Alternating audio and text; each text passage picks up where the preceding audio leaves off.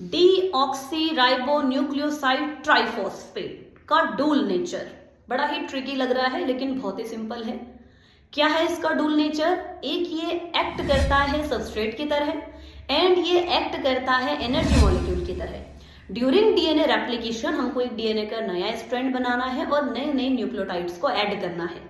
इन nucleotides को add करने का काम करता है डीएनए पॉलीमरेज। तो डीएनए पॉलीमरेज जिस मॉलिक्यूल पर काम करेगा उनको पकड़ करके आपकी चेन बनाएगा, इसलिए ये काम करते हैं सबस्ट्रेट की तरह, जैसे कि डीएटीपी, डीजीटीपी, डीसीटीपी एंड डीटीटीपी।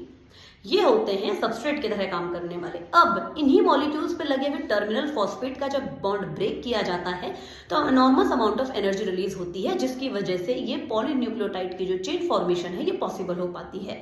तो इसलिए अब हम समझे कि न्यूक्लियोसाइड, डीऑक्सी न्यूक्लियोसाइड ट्राइफॉस्फेट का डूल नेचर क्या है? Act as substrate and act as a energy molecule.